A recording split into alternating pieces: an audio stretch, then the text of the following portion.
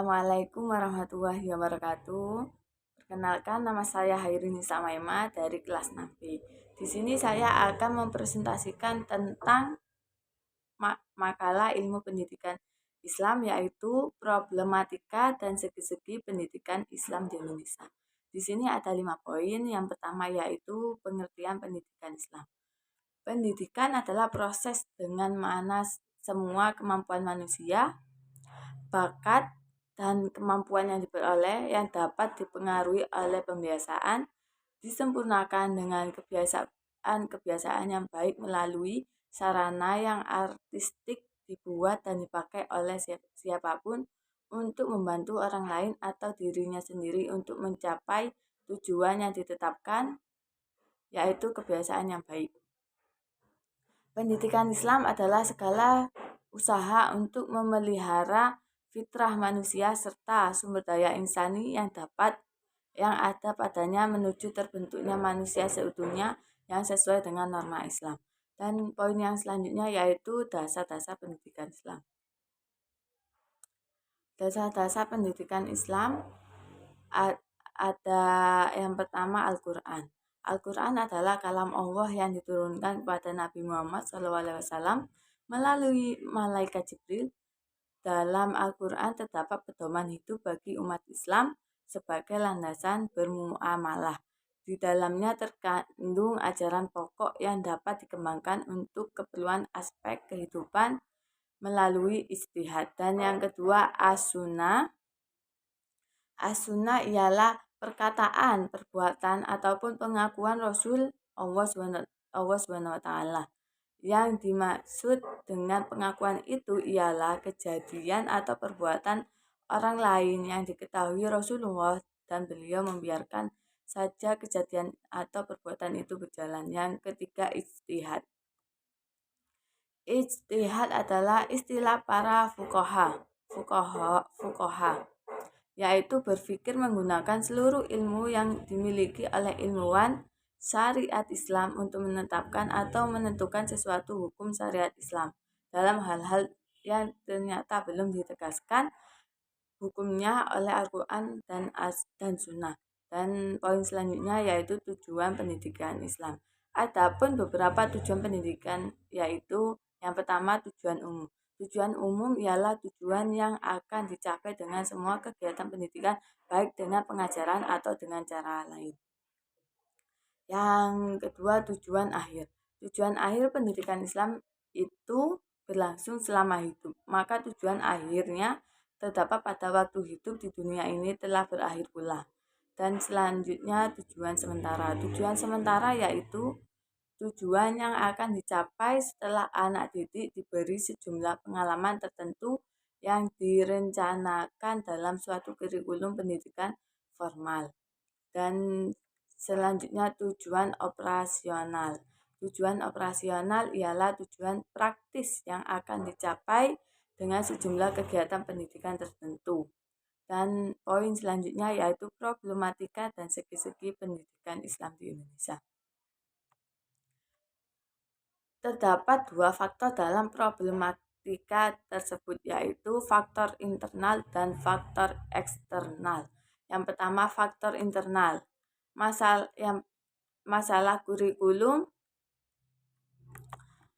sistem sentralistik terkait erat dengan birokrasi atas bawah yang sifatnya otoriter, yang terkesan pihak bawah harus melaksanakan seluruh keinginan pihak atas.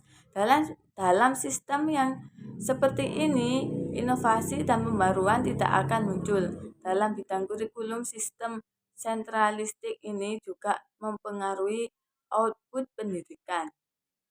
Tilar menyebutkan kurikulum yang terpusat, penyelenggaraan sistem manajemen yang dikendalikan dari atas yang telah menghasilkan output pendidikan manusia robot. Dan yang selanjutnya relasi kekuasaan dan orientasi pendidikan Islam.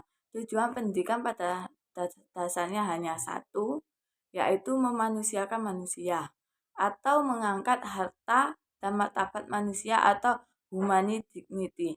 yaitu menjadi khalifah di muka bumi dengan tugas dan tanggung jawab memakmurkan kehidupan dan memelihara lingkungan. Selanjutnya, pendekatan atau metode pembelajaran. Peran guru atau dosen sangat besar dalam meningkatkan kualitas kompetensi siswa atau mahasiswa. Dalam mengajar, ia harus mampu membangkitkan potensi guru, memotivasi, memberikan suntikan, dan menggerakkan siswa atau mahasiswa melalui pola pembelajaran yang kreatif dan kontekstual. Pola pembelajaran yang demikian akan menunjang tercapainya sekolah yang unggul dan kualitas lulusan yang siap bersaing dengan arus perkembangan zaman.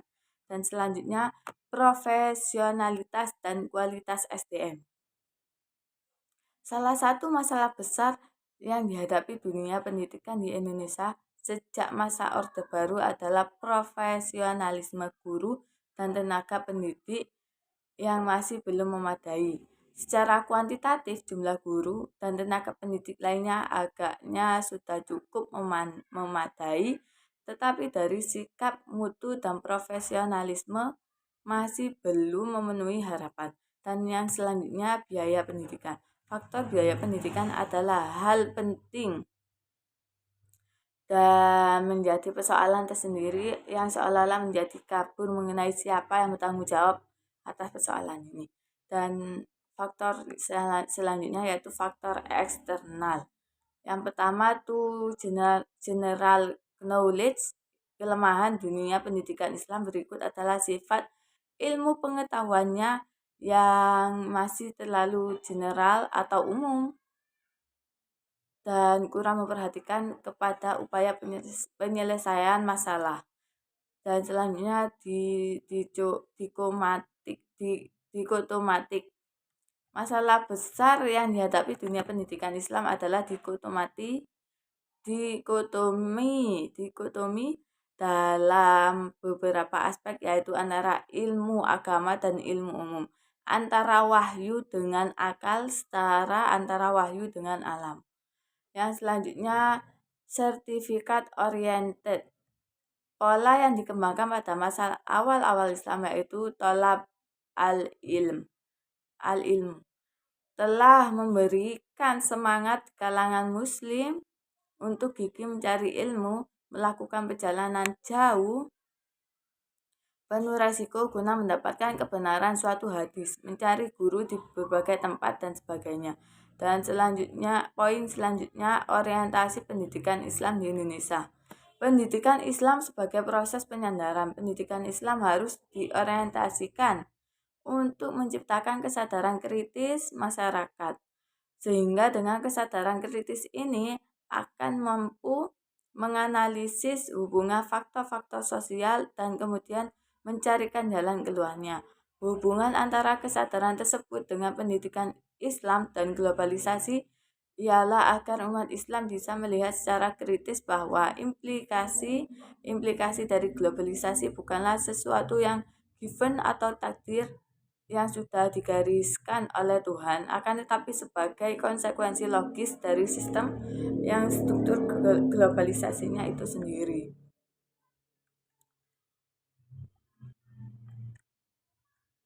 Pendidikan Islam sebagai proses humanisasi.